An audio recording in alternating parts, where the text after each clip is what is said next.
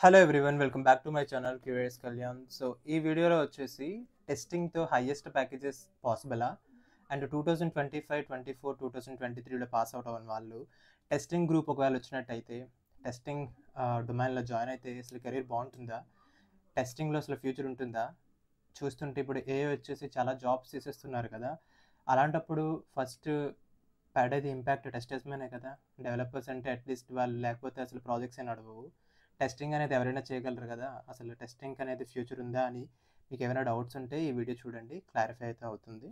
So ఈ వీడియోలో వచ్చేసి మనం ఫ్రెషర్స్ గురించి, అలాగే టెస్టింగ్ ఫ్యూచర్లో ఉంటుందా లేదా, అండ్ అలాగే వచ్చిన ఆర్టిఫిషియల్ ఇంటెలిజెన్స్ ఈ కోపైలట్ అండ్ ఏజెంట్స్ వల్ల మనకి టెస్టింగ్కి ఏమైనా ఇంపాక్ట్ ఉంటుందా, రిస్క్ ఉంటుందో చూద్దాం. సో బిఫోర్ స్టార్టింగ్ ఎనీథింగ్ నేను ఒక మాట చెప్పాలనుకుంటున్నాను. అదేంటంటే రీసెంట్గా తెలిసిన విషయం ఏంటంటే చాలా స్టార్టప్స్ ఉన్నాయి. మనకు తెలిసినవి కంపెనీలు అనుకోవడానికి లేదు, ప్రపంచంలో చాలా కంపెనీస్ ఉన్నాయి.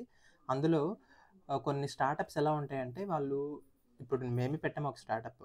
మాకేంటంటే టెస్టింగ్ నేనే చేస్తున్నాను, అలాగే నేను బిజినెస్ అనలిస్ట్గా చేస్తున్నాను, అలాగే కస్టమర్ ఫేసింగ్ రోల్ చేస్తున్నా, అలాగే యాజ్ ఏ ఫౌండర్ హెచ్ఆర్ అన్నీ చేస్తున్నా. కానీ అలాగే ఈ స్టార్టప్స్లో కూడా అన్నీ చేయడానికి మనకి ఒక పర్సన్తోనే మల్టిపుల్ థింగ్స్ చేయడానికి వాడుకుంటారు. అక్కడ రిసోర్స్ క్రంచ్ ఉంటుంది. సో రీసెంట్గా ఏం జరిగిందంటే ఈ స్టార్టప్లో డబ్బులు అయితే లేవు ఎక్కువ, కానీ ఉన్న అది ఒక 50 మెంబర్స్ కన్నా తక్కువ ఉంటారు ఆ కంపెనీలో. ఇంకా ఉన్న రిసోర్సెస్తోనే ప్రాజెక్ట్ నడపాలి కదా అనేసి ఏం చేశారు అంటే డెవలపర్స్తోనే టెస్టింగ్ అనేది చేయించారు. సో డెవలపర్స్ ఏం చేస్తారు, యూనిట్ టెస్ట్ కేసెస్ చేస్తారు, ఆ ఫీచర్ టెస్టింగ్ అయితే చేశారు. అండ్ థరో రిగ్రెషన్ ఏం చేయలేదు, జస్ట్ పుష్ చేశారు ప్రొడక్షన్లోకి పుష్ చేసిన తర్వాత వీళ్ళు చేస్తున్న క్లయింట్కి ఏమైందంటే అది ఇంపాక్ట్ వచ్చింది. ఎలా ఇంపాక్ట్ అయిందంటే అది పేమెంట్స్ ప్రాజెక్ట్. ఆ పేమెంట్స్ ప్రాజెక్ట్లో పేమెంట్ సర్వర్ డౌన్ అయిందంటే కస్టమర్కి చాలా మనీ రావడం అనేది ఇన్ఫ్లో ఆగిపోతుంది. మీరే ఉన్నారు అమెజాన్ ఆర్ సంథింగ్ లైక్ ఫ్లిప్కార్ట్లో పేమెంట్స్ చేయట్లేదు అనుకోండి, పేమెంట్స్ అవ్వట్లేదు అనుకోండి, ఇవన్నీ ఓకే చిన్న చిన్నవి. ఓకే సేల్ ఉంది అనుకో, big billion days, Amazon freedom sale ఇలాంటివి. అలాంటప్పుడు పేమెంట్ సిస్టమ్ పనిచేయకపోతే అసలు చాలా బిజినెస్ ఆగిపోతుంది వాళ్ళకి.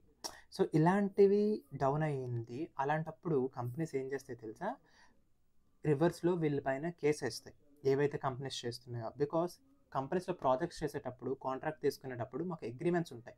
అగ్రిమెంట్స్ అంటే ఏంటంటే మనం సో అండ్ సో సర్వీస్ని 99% of the time or 80% of the time ఇలా ఒక సర్టెన్ టైం అనేది పెడతారు. అంటే అంత పర్సంటేజ్ ఆఫ్ అవైలబిలిటీ అని ఎందుకు అంటున్నానంటే ఏ టైంలో డౌన్ అయినా కానీ ఆ కాంట్రాక్ట్ మీరు బ్రీచ్ చేస్తే, ఫర్ ఎగ్జాంపుల్ పెట్టుకున్న ఆ టైం కన్నా, ఫర్ ఎగ్జాంపుల్ మనం డేలో ఎవ్రీడే ఈ టైంలో అవైలబుల్గా ఉంటుంది అని మనం కాంట్రాక్ట్లు ఇస్తాం. బట్ సో సమ్ ఇష్యూ వల్ల అది ఒకవేళ అవైలబుల్గా లేకపోతే తిరిగి మనం పే చేయాల్సి ఉంటుంది ఎవరికి, క్లయింట్కి. ఎందుకంటే మనం ఒప్పుకున్నాం ఏమని, ఈ ప్రాజెక్ట్ ఏదైతే నువ్వు మాకు ఇస్తున్నావో ఈ సర్వీస్ని మేము డే అండ్ నైట్ అవైలబుల్లో ఉంచుతాము. డే అండ్ నైట్ ఇది నీకు డౌన్ కాదు. ఇన్ కేస్ డౌన్ అయితే, ఇన్ కేస్ ఆ సర్వర్ పనిచేయకపోతే, ఇన్ కేస్ ఆ business functionality or the flow or the feature work కాకపోతే నేను నీకు రిటర్న్లో మనీ ఇస్తాను అని. అది ఎంత టైం అయితే డౌన్ టైం ఉంటుందో, ఫర్ ఎగ్జాంపుల్ అది ఎంత టైం అయితే వర్క్ అవ్వకుండా ప్రొడక్షన్లో అది వర్క్ కాకుండా ఉన్న డ్యూరేషన్ అంతా క్లయింట్ లెక్కగట్టి మనకి ఇచ్చే ఆ అవర్స్కి మనం ఇంత అని డాలర్స్ అని పే చేయాలి రివర్స్లో. యాజ్ ఎ కంపెనీ మనం అంత రెస్పాన్సిబుల్ అనమాట. సో ఇక్కడ నేను చెప్పేది ఏంటంటే దీని అంతటికీ కారణం మనం ఏమనుకుంటా అంటే ఒక టెస్టర్ని హైర్ చేసుకోవడం ఎందుకు, నా దగ్గర ఉన్న డెవలపర్స్తోనే చేయించేద్దాం అనుకుంటాం, లేదా నేనే చేసేస్తానని. కానీ దీనికి వచ్చే కట్టే మూల్యం ఎలా ఉంటుందో చెప్తాను దీని ద్వారా. ఏంటంటే ఎప్పుడైతే ఒక డెవలపర్ని పెట్టుకుంటావు కానీ ఒక టెస్టర్ని కానీ పెట్టుకుంటే మనకి మహా అయితే ఒక టెస్టర్కి ఇచ్చే ప్యాకేజ్ ఎంత ఉంటుంది యావరేజ్గా చూసుకున్నట్టయితే, మాన్యువల్ టెస్టర్కి ఒక 3 లక్షల ప్యాకేజ్ అనుకుందాం. ఆ 3 లక్షల ప్యాకేజ్ సంవత్సరానికి ఇచ్చేసి నువ్వు వాడి చేత మొత్తం టెస్టింగ్ అంతా చేయించుకోవచ్చు.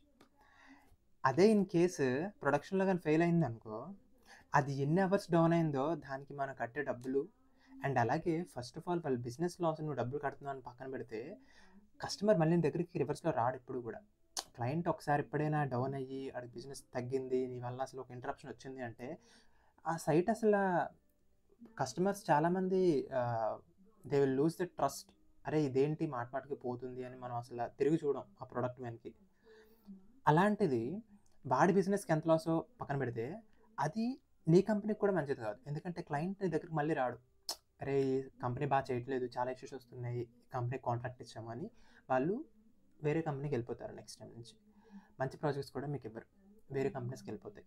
కాబట్టి ఏం చేస్తున్నారంటే కంపెనీస్ ఒక 3 లక్షలు పోయినా పర్వాలా, ఎందుకంటే compared with this prestige and ఈ ప్రొడక్షన్లో వచ్చిన లాస్, పేమెంట్స్ లాస్, అండ్ అలాగే కస్టమర్స్ దగ్గర నుంచి ఇంప్రెషన్ పోవడం, ఇవన్నిటితో పోల్చుకుంటే, ఈ కాస్ట్తో పోల్చుకుంటే ఈ 3 లక్షలు ఒక టెస్టర్కి ఇచ్చి హైరింగ్ చేయించుకొని టెస్టింగ్ అంతా కంప్లీట్ చేయించుకోవడంలో ఎలాంటి తప్పు లేదు, అది చాలా ప్రాఫిట్.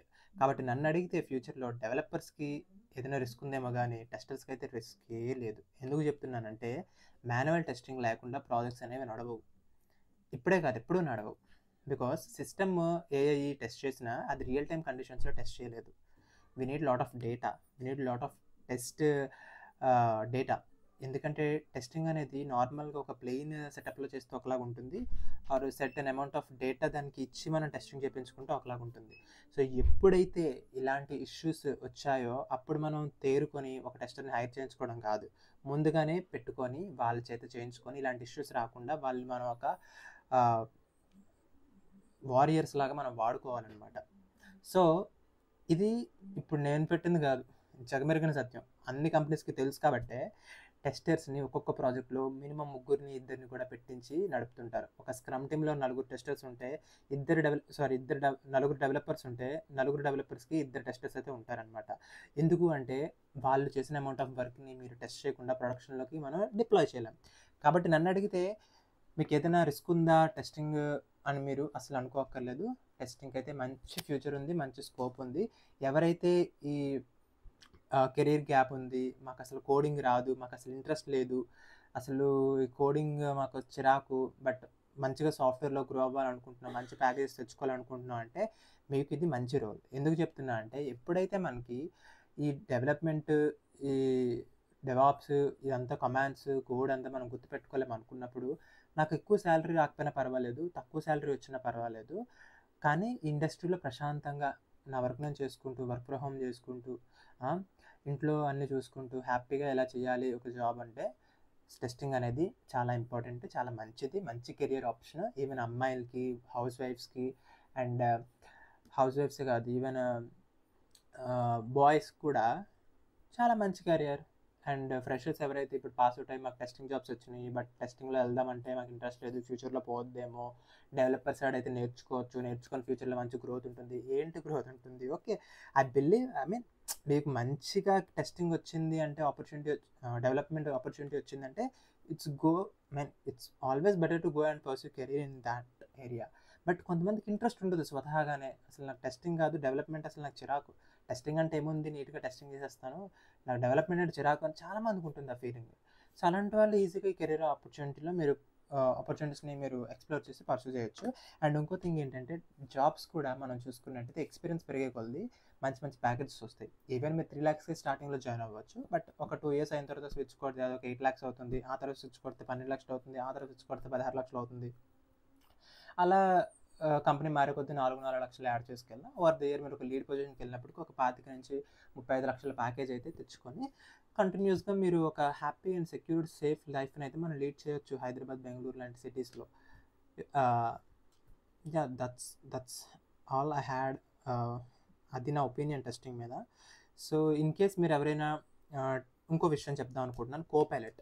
సో ఇప్పుడు కోపైలట్ వచ్చింది, కోడ్ రాస్తుంది కదా బ్రో, అసలు నువ్వేం చెప్తున్నావు, జాబ్స్ పోతాయి, టెస్టింగ్ మ్యాన్ ఉంటే మీకు ఫ్యూచర్ ఉండదు అంటున్నారు. నిజమే, టెస్టింగ్ మ్యాన్ ఉంటే ఫ్యూచర్ ఉండదు. మంచి పే కావాలంటే ఆబ్వియస్గా మీరు మంచి రోల్స్కి వెళ్ళాలంటే, మంచి ప్యాకేజ్ వచ్చే కావాలంటే డెవలప్మెంట్ సైడే వెళ్ళాలి. There is no substitute for that. DevOps and development, ఈ బిజినెస్ అనలిస్ట్, స్క్రమ్ మాస్టర్, ఈ టెస్టర్, ఇవన్నీ కూడా సెకండరీ రోల్స్ ప్రాజెక్ట్ నడవడానికి. ప్రాజెక్ట్ చేసే వాళ్ళు ఒకరైతే వాళ్ళని మేనేజ్ చేసే వాళ్ళ పైన ఒకరు ఉంటారు కదా, సో ఈ స్క్రమ్ మాస్టర్ ఇవన్నీ ఆ రోల్స్ అనమాట. బట్ టెస్టింగ్ కూడా వెరీ ఎసెన్షియల్ రోల్. ఈ ఏఐ కోపైలట్ వచ్చాయి, ఏజెంట్స్ వచ్చాయి కదా, ఆటోమేటిక్గా కోడ్ రాసేస్తున్నాయి, మరి టెస్టర్స్కి ఇంకేం పని లేదు, మీరు కూర్చోండి అనడానికి లేదు. ఈ ఏఐ రాసేవన్నీ టెస్ట్ కేసులు పాస్ అవ్వవు. ఏఐ రాసేవన్నీ కూడా జస్ట్ కోడ్ రాసి మనకి ఇస్తుంది అంతే, బట్ అదన్నీ టెస్ట్ కేసుని సాటిస్ఫై చేయాలన్న రూల్ లేదు, అసలు సాటిస్ఫై చేయదు కూడా. సో ఏఐ రాసిన కోడ్ని నువ్వు మళ్ళీ టెస్టింగ్ చేయాలి, అక్కడ 100% టెస్టర్ కావాలి. వితౌట్ టెస్టింగ్ మనకు ఏ కోడ్ని కాదు, కోపైలట్ కోడ్ని కాదు, దేన్ని కూడా అప్రూవ్ చేయడానికి లేదు. సో అలాంటప్పుడు టెస్టర్స్ అనేది 100% కావాలి. అండ్ ఏ జనరేట్ చేసిన కోడ్స్లో అన్ని టెస్ట్ కేసెస్ అది ఆలోచించి రాయదు. నువ్వు ఏదైతే ఇచ్చావో అదే రాస్తుంది. అసలు డెవలపర్ ఆలోచించడం అనే టెస్ట్ కేసెస్, రైట్? సో ఇష్యూస్ని ఐడెంటిఫై చేసే మైండ్ సెట్, ఇష్యూస్ని ఫైండ్ చేసే ఐసైట్ ఉన్నవాళ్ళు ఖచ్చితంగా టెస్టింగ్స్లో ఎక్కువ ఆ ఫీల్డ్లో బగ్స్ని ఐడెంటిఫై చేసి ప్రొడక్షన్లోకి వెళ్ళకముందే ఇష్యూస్ ఐడెంటిఫై చేసి రిస్క్ని మిటిగేట్ చేస్తే మంచి పేరు తెచ్చుకునే అవకాశం ఉంటుంది.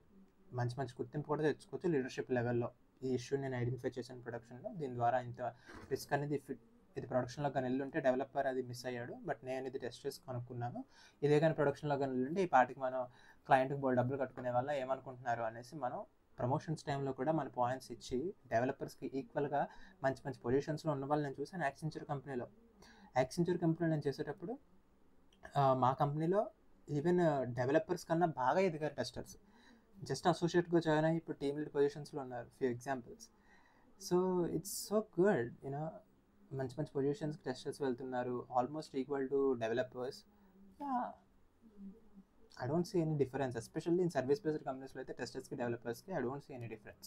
It's 100% true. సో ఇదంతా ఎందుకు చెప్తున్నాను అంటే I'm launching a testing cohort. So testing కోహోర్ట్ని నేను లాంచ్ చేస్తున్నాను.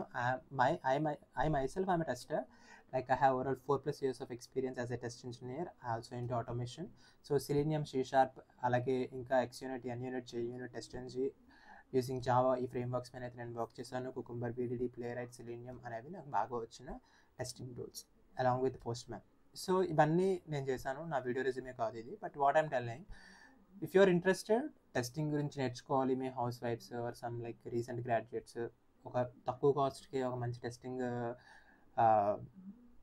కోర్స్ ఏదైనా ఉంటే చూద్దాము ఆపర్చునిటీలా అనుకుంటే మీరు ఇది యూటిలైజ్ చేసుకోవచ్చు. నేను ఇది నెక్స్ట్ వీడియోలో ఇంకా బాగా అనౌన్స్ చేసి ఒక ఫుల్ ప్లెజ్డ్ వీడియో పెడతా. అది కూడా depends on this videos response. So ఈ వీడియో కింద మీరు కమెంట్ చేయండి ఇంట్రెస్టెడ్ అనేసి, సో దట్ నేను వచ్చిన రెస్పాన్స్ని బట్టి ఒక కోహోర్ట్ అనేది ప్లాన్ చేస్తాను. As of now at the moment మా కంపెనీలో ఉన్న ప్రాజెక్ట్స్కి టెస్టర్స్ అనేది అవసరం. సో అందు గురించి నేనైతే ఇది చేస్తున్నాను. రీజన్ వచ్చేసి అదేనండి, నా కంపెనీలో ఇప్పుడు ఉన్న ప్రాజెక్ట్స్లో పెద్ద ప్రాజెక్ట్స్కి కొంచెం టెస్టర్స్ అనేది అవసరం పడుతున్నారనమాట. సో ఈ కోహోర్ట్ నుంచి కొంతమందిని నేను అది ఇంటర్న్షిప్ లాగా ఇద్దాం అనుకుంటున్నాను. ఎందుకంటే ఈ ఇంటర్న్షిప్ అనేది పక్కన పెడితే ఒక రియల్ టైం ప్రాజెక్ట్ ఎక్స్పీరియన్స్ అనేది చాలా అవసరం. నేను టెస్ట్ కేసెస్ రైటింగ్ చేయడం, అంటే మాన్యువల్ టెస్టింగ్ నుంచి test cases, test design and అలాగే ఆ తర్వాత ఆటోమేషన్ బేసిక్స్తో అయితే కోర్స్ని నేను ప్రిపేర్ చేస్తున్నాను. లేదు మాకు ఇవన్నీ తెలుసు అని అనిపిస్తే ఇంకో సెకండ్ బ్యాచ్లో మనం ఫుల్ ఫ్లెడ్జ్డ్ ఆటోమేషన్ స్టార్ట్ చేద్దాం. ఫుల్ ఫ్లెడ్జ్డ్ ఆటోమేషన్ అంటే కంప్లీట్గా సెలీనియం స్క్రాచ్ నుంచి ఒక ఆటోమేషన్ ఫ్రేమ్వర్క్ సెటప్ చేసి దాని నుంచి టెస్ట్ కేసెస్ ఆటోమేట్ చేయడం కూడా మనం ఆ కోర్స్లో చూద్దాం. సో 2 కోర్సెస్ అయితే రాబోతున్నాయి. ఫస్ట్ అయితే మాన్యువల్ టెస్టింగ్తో చూద్దాము. అందులో అసలు నాకు ఆడియన్స్ పల్స్ తెలుస్తుంది కదా, ఇంకా మాన్యువల్ చాలామంది అర్థం చేసుకోలేకపోతున్నారు ఆటోమేషన్ ఎందుకు అని నా feeling. So first let me start with manual, then slowly from that batch will start for automation. And if మీకు ఆటోమేషన్ ఇంట్రెస్ట్ అనుకుంటే డైరెక్ట్గా ఆ బ్యాచ్లో జాయిన్ అవ్వచ్చు. Whatever I will update in the next video. So ఈ వీడియోలో అయితే ఇంతటి వరకే ఉంది. సో మా కంపెనీలో చాలా ప్రాజెక్ట్స్లో అయితే మాన్యువల్ టెస్టర్స్ కావాలి.